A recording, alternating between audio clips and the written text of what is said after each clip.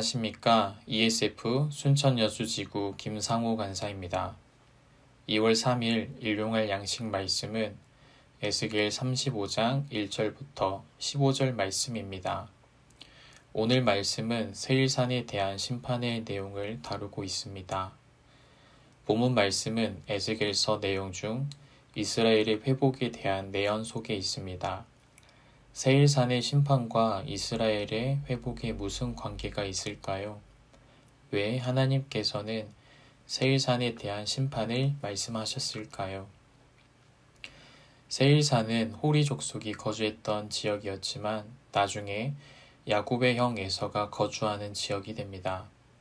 에돔은 에서의 별명이었고 에서의 후손들을 말하고 그들이 세운 나라 이름입니다. 그래서 세일산은 에돔 족속이 거주하는 땅입니다.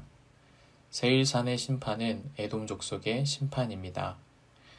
하나님께서 에돔을 심판하신 이유는 하나님을 대적하며 자랑했기 때문입니다.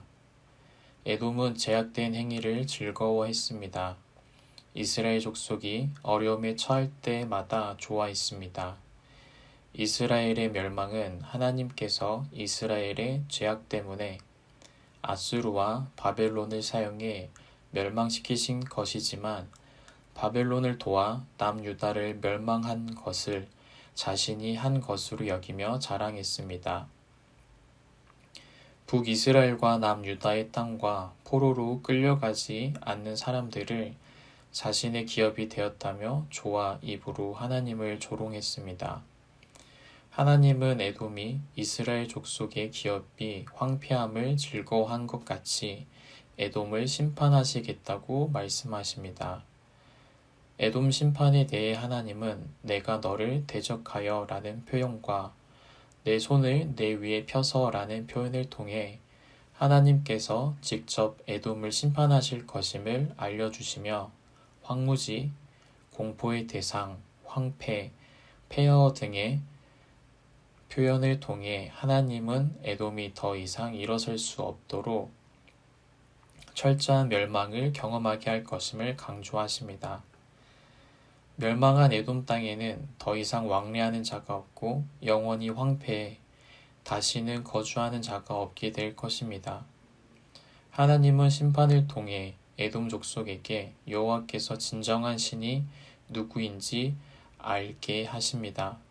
하나님의 심판은 믿는 자에게 구원을 주시지만 믿지 않는 자에게 멸망이 됨을 알려주십니다.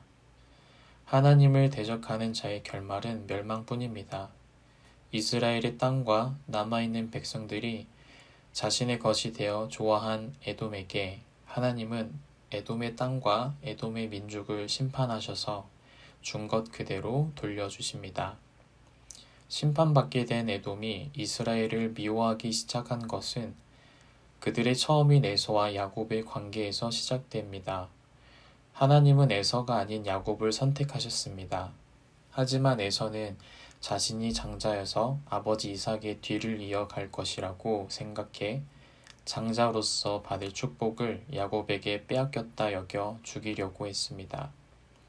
이 원한은 에돔과 이스라엘은 형제 나라이지만 시간이 지나도 사라지지 않고 후손들에게 전수되어 계속해서 이스라엘을 괴롭히고 이스라엘의 죄악의 마지막 때 바벨론을 도와 유다가 멸망하도록 이끕니다. 이처럼 악한 마음은 사람을 멸망의 길로 인도합니다. 마음속에 사라지지 않는 이 원한은 사람을 조금씩 병들게 합니다. 그래서 무엇이 옳고 그른지 모르게 만들어 잘못된 선택을 하도록 나를 내몰게 합니다. 미움은 한이 되어 자신을 망가뜨리는 것에 멈추지 않고 자신의 주위에도 그리고 자신의 목표물인 대상을 망칠 수만 있다면 무엇이든 하게 만듭니다. 에서는 자신이 장자니까 당연히 자신이 축복을 받을 줄 알았습니다. 하지만 하나님이 택한 사람은 에서가 아닌 동생 야곱이었습니다. 만약 에서가 악을 택하지 않고 선을 택했다면 어땠을까요? 이스라엘을 대적하는 에돔이 되지 않고 이스라엘을 돕는 친구가 되었다면 어땠을까요? 자신의 것이라고 주장하는 정당성을 만들지 않고 내게 주신 것에 감사하며 하나님의 말씀에 순종합시다. 욕심이 아닌 열심을 가지고 살아가는 믿음의 사람이 됩시다. 죄악으로 하나님을 대적해서 심판받아 그때서야 하나님을 알게 되지 않고 마음이 정결한 자 되어 하나님을 보는 삶을 살아갑시다. 악의 길을 따르지 않고 선의 길을 걷는 자 되어 하나님의 사람으로 이웃에게 사랑을 전하는 믿음의 사람이 됩시다. 다른 이를 멸시하며 조롱하는 자가 아닌 다른 이의 연약함을 보살펴주는 하나님의 사람이 됩시다.